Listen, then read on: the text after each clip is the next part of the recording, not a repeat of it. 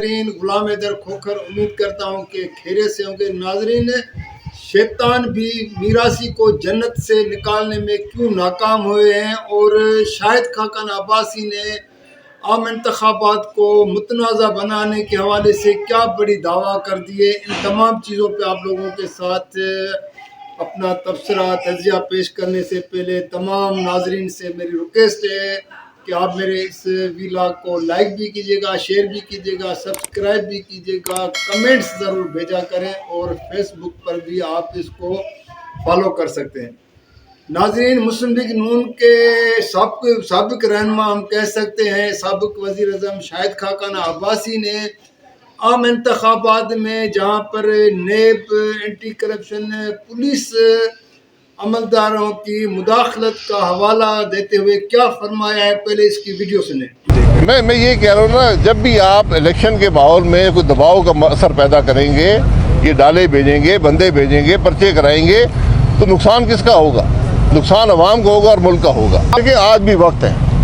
کہ اس الیکشن کو غیر متنازع بنائیں۔ الیکشن کا عمل نہ صرف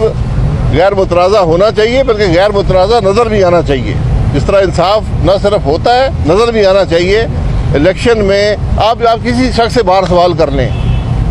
ہر شخص سب سے پہلا سوال یہ کرے گا الیکشن ہو رہے، آج 2 ہفتے رہ گئے، آج کوئی کیمپین نظر آتی ہے آپ کو؟ میں نے 10 الیکشن لڑے ہیں، 2 ہفتے پہلے کیمپین عروج پر ہوتی تھی، عوام میں جوش و خروش ہوتا تھا۔ آج عوام اس الیکشن کے پروسیس سے، اس الیکشن کے ماحول سے مایوس ہیں۔ سوال یہ پیدا ہوتا ہے کہ الیکشن کے دوران یہ کام کیوں کیے جاتے ہیں، اور یہ ملک کی بدنصیبی ہے کہ آج اس ملک کے election NAB, anti corruption department, police, یہ آج الیکشن لڑ رہے ہیں۔ ابھی ناظرین آپ نے شاہد خاقان عباسی جو نواز شریف سے اختلافات رکھتے ہوئے مریم نواز کے قیادت پہ چلنے سے انکار کیا تھا اور مسلم لیگ نون سے وہ علیحدہ ہو چکے ہیں اور جو 8 فروری کے عام انتخابات میں حصہ نہیں لے رہے ہیں، تو اس نے کہا ہے کہ یہ انتخابات ملک کے لیے بھی جو ہے نا وہ سازگار بھی نہیں ہے اور ملک کو مزید ایک ایسی جکڑ میں پھنسا دیں گے کہ ملک کے لیے نقصان دہ ہوتے ہیں۔ اور اس نے جب ویڈیو آپ لوگوں نے اس کی بات سنی ہے کہ جہاں پر اگر نیب کی مداخلت ہو، اینٹی کرپشن کی ہو، پولیس کی ہو، کہ جیسے وہ انتخابات میں حصہ لے رہے ہیں۔ ماضی میں بھی اس طرح کے انتخابات ہوتے رہے ہیں، لیکن اس مرتبہ کسی کو جو ہے پکڑ کے جیل میں ڈالنا، کسی کو بند کرنا، اور اگر ایک جو اب ہوتا ہے پارٹی پہ تو ایک جو بلا چھینا گیا ہے اور ان کے پاس نہیں، لیکن ان کے آزاد کینڈیڈیٹ پی ٹی آئی کا جس کا نام دیا جاتا ہے تو کہتے ہیں کہ جی وہ بھی جو ہے نا ایک قسم کا جرم بن جاتا ہے ان لوگوں کے لیے۔ تو اب پنجاب میں خاص طور پر جو 28 جنوری کو عمران خان نے اعلان کیا ملک بھر میں ریلیوں کا، تو 144 لگانا، یہ انتخابات کو متنازع بنانے جا رہے ہیں۔ اب کیا یہ انتخابات کے بعد ملک میں سیاسی استحکام، سیاسی معاشی استحکام آ سکتا ہے اور ملک اس راستے پہ چل پڑے گا جہاں سے اس کی جو ترقی کا ایک سلسلہ شروع ہو جائے؟ یہ بھی ایک بہت بڑا سوال ہے۔ دوسرا ناظرین جو میں نے آپ سے بات شیئر کرنی تھی، بیسیکلی ایک مثال ہے کہ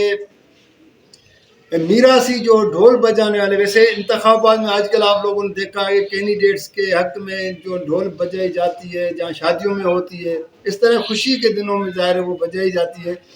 تو میراثی نے جب شیطان کو کہا کہ ایک مرتبہ مجھے جنت میں جانے دے، میں واپس آ جاؤں گا،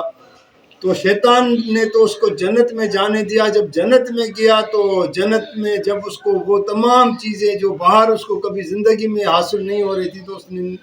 باہر نکلنے سے انکار کر دیا۔ شیطان نے بہت بڑی حکمت عملی بنائی، اس کو کہا میں دوبارہ آپ کو جنت میں بھیجوں گا، لیکن اس میراثی نے کہا کہ میں جنت سے باہر آنے کو تیار نہیں ہوں۔ اتنے میں ایک شخص وہاں سے گزرا، اس نے شیطان سے پوچھا کہ آپ کیوں اس شخص کو باہر نکالنا چاہ رہے ہیں اور کیوں نہیں آیا؟ اس نے کہا کہ یہ بات ہے میرے سے پرامس کر کے وعدہ کر کے گیا تھا جنت میں، اب وہ جنت میں ایسی چیزیں اس کو جو حوریں ہیں اور باقی چیزیں ملی ہیں تو وہ آنے کو تیار نہیں ہے۔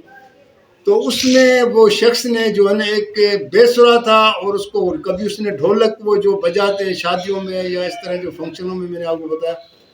اس نے جب اس کو بے سرے الفاظ میں بجانا شروع کیا